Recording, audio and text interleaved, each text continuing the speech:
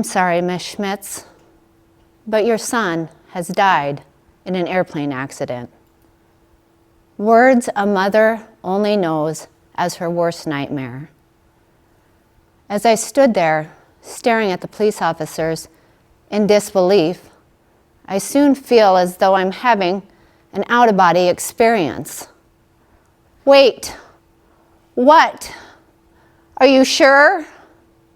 Is there any chance that he can still be alive? No, ma'am. I'm sorry. He did not survive. I then remember crying out to Jesus, "No, no, no, please, please don't take my son away from me." And then just longing for my mother to hold me, which unfortunately couldn't happen as she had been murdered 14 years prior.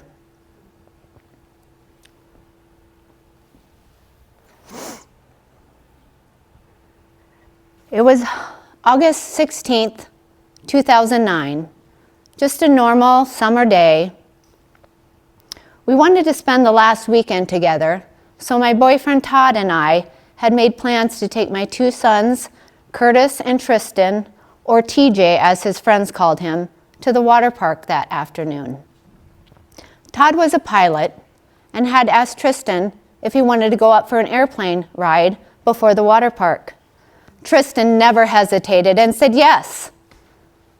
It was one of his favorite things to do. He had just enrolled in the Civil Air Patrol prior to his passing. As Curtis and I were rushing out the door to do some last-minute school shopping, I can remember Todd telling Tristan, "Don't forget to tell your mom you love her." I can remember those last words that he said to me as we were walking out the door. It tears me up inside because I can't remember if I said it back. The next few days and weeks were extremely unbearable. I was overwhelmed with sadness and despair. Simple tasks such as getting out of bed seemed impossible.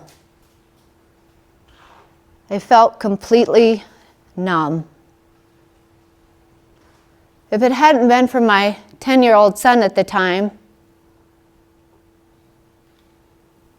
I had no reason to continue.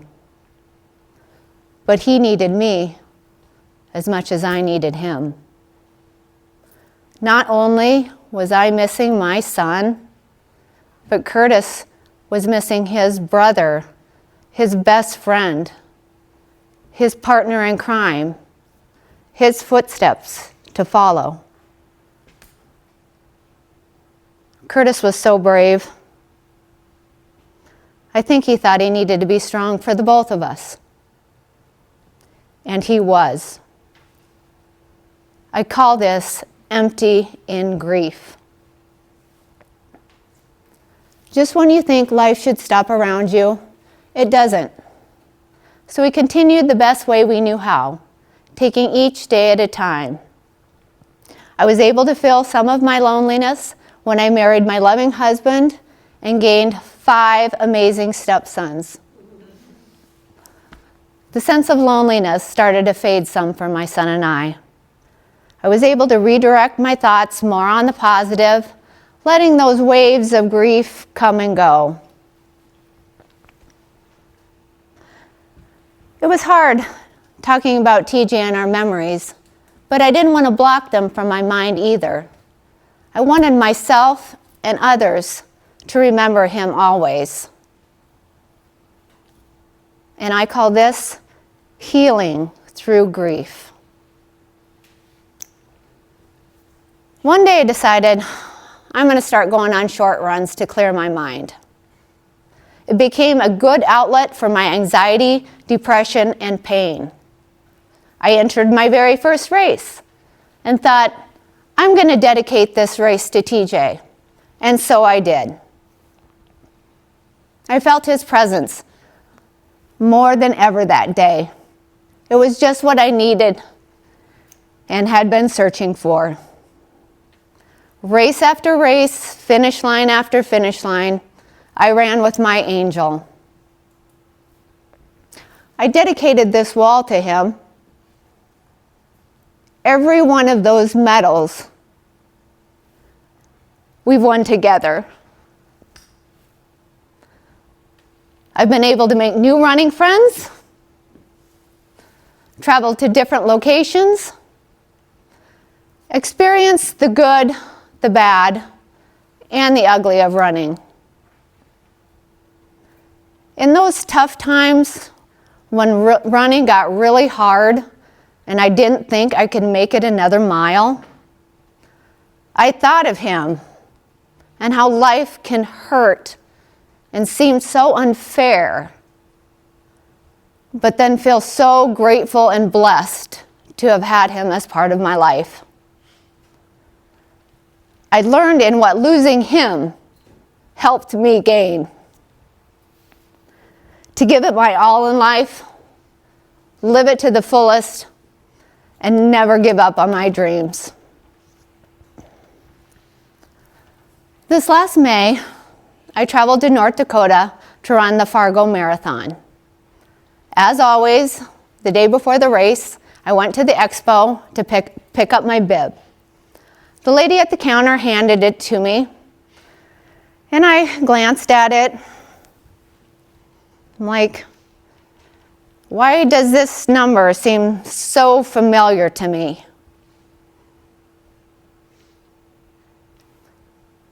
And then it dawned on me.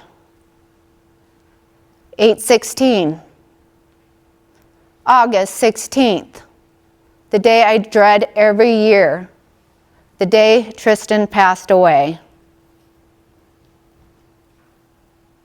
I knew right then and there my race was going to be ruined. I felt defeated even before it began. So the next morning, I pinned on number 8/16 and thought, let's just get this over with. And so the race begins. Mile 1, 2, and 3 go by. 4, 5, 6, and 7. Okay, this doesn't feel too bad. 8, 9, 10, and 11. What's going on? I feel good. I feel confident. It was a little over the halfway mark that I realized 8/16 is just a number. It doesn't define me, it doesn't limit me, and it won't control me. I knew this was his way of telling me, everything's okay. I'm here with you, no matter what. So we finished that race together, as we always do. And not only did I finish that race wearing number 8/16, but I finished with a Boston qualifying time and 10 minutes to spare. So guess where I'm headed next April? My first Boston Marathon. All through running, I kept a good handle on my strength training as well, and that is when group fitness entered my life. I was approached by a friend about instructing at a new local gym. I was thrilled and eager to start this new journey. It is through this gym that we founded the TJ's Flight Memorial Scholarship. This foundation is a great way to honor my son's memory and also provide financial aid to our local youth and their activities. TJ loved to play football and fly in airplanes. He either wanted to be a football player, a pilot, or both. Being a single mom of 2 young boys, I was familiar with the financial burdens that are associated with extracurricular activities. And that is why TJ's Flight is here to help. Every year, around TJ's birthday, we hold a workout event at our gym and raise money for local charities and also give a scholarship away to a deserving youth. It is through our members at the gym, our local community, and friends and family of TJ that we are able to donate proceeds in ways that impact our children. We are so excited as February approaches to hold our next TJ's Flight fundraiser and workout event. And I call this giving through grief.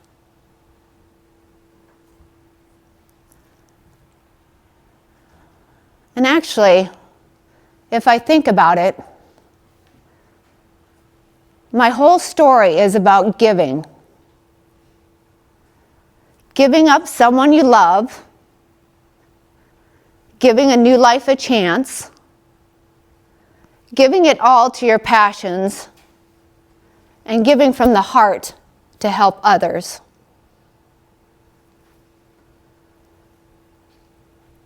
I will never get over the loss of my son. I will never be completely healed or whole. But I will live every day of my life for him. And he will forever be my TJ inspiration. Thank you.